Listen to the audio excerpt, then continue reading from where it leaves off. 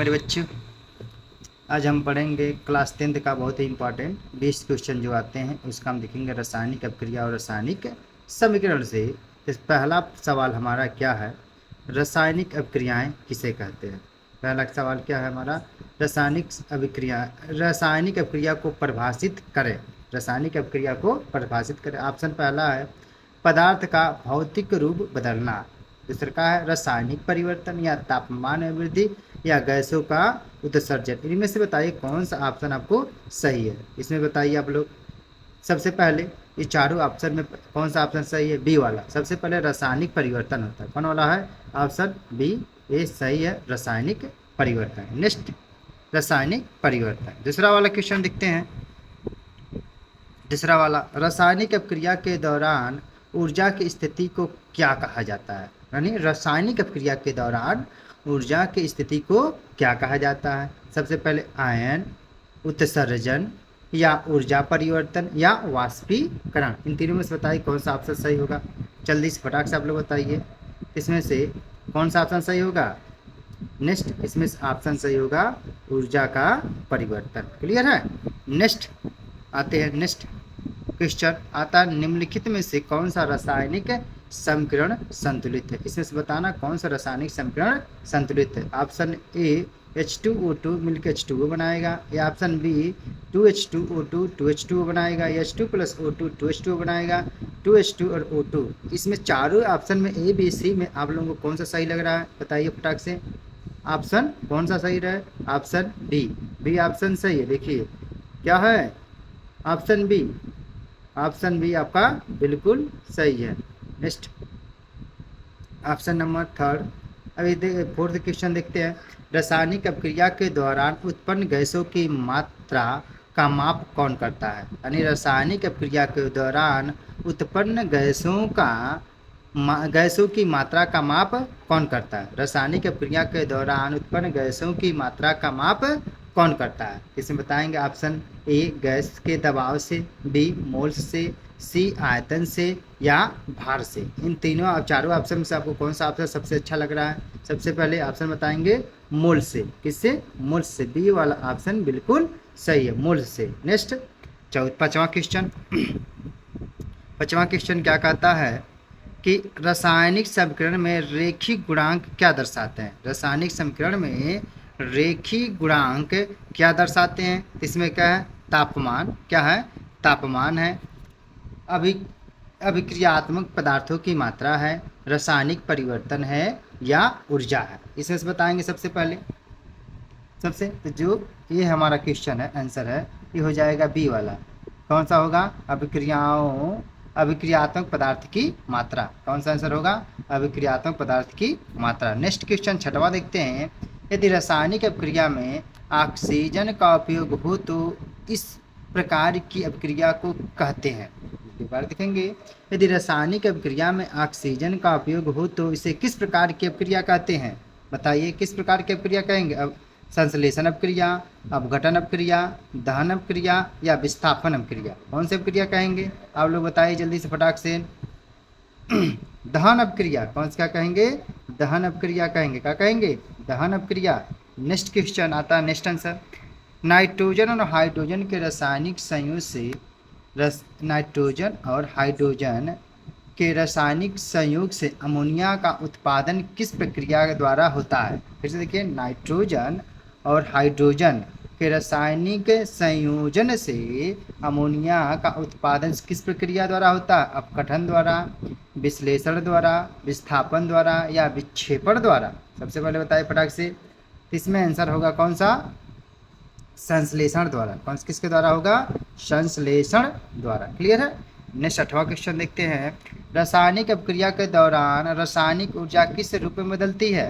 रासायनिक अपक्रिया के दौरान रासायनिक ऊर्जा किस रूप में बदलती है बच्चों?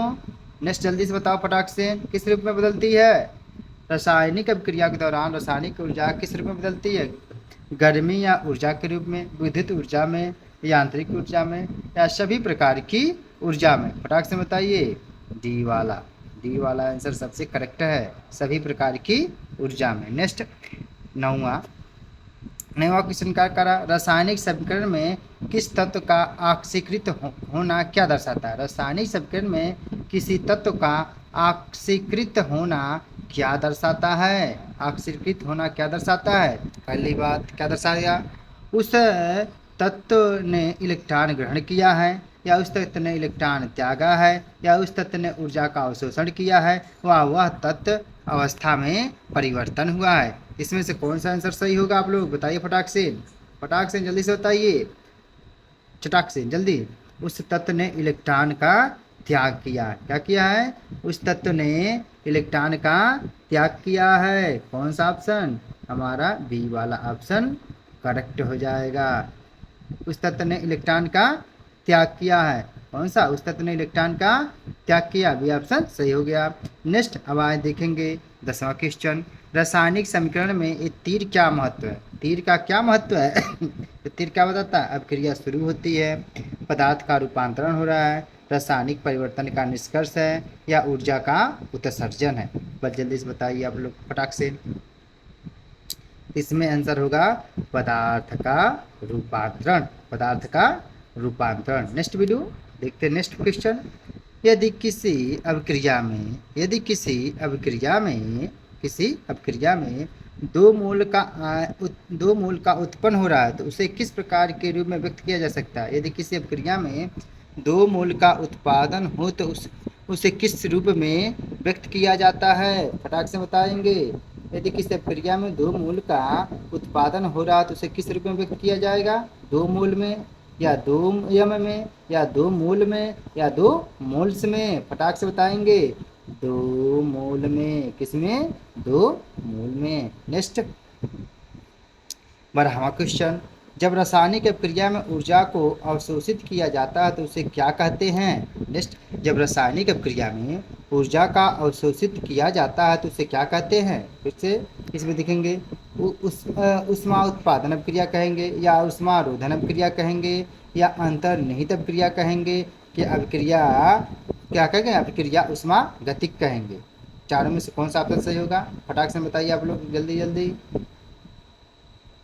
क्या होगा, उष्मारोधक अभिक्रिया होगा। क्या होगा, उष्मारोधक अभिक्रिया, उष्मारोधक अभिक्रिया।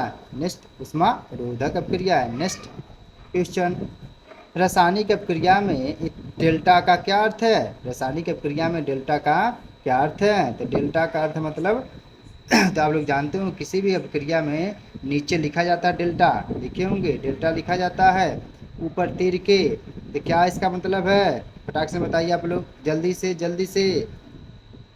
तापमान का बदलना, इसका तापमान का पहला ही आंसर सही है, तापमान का बदलना।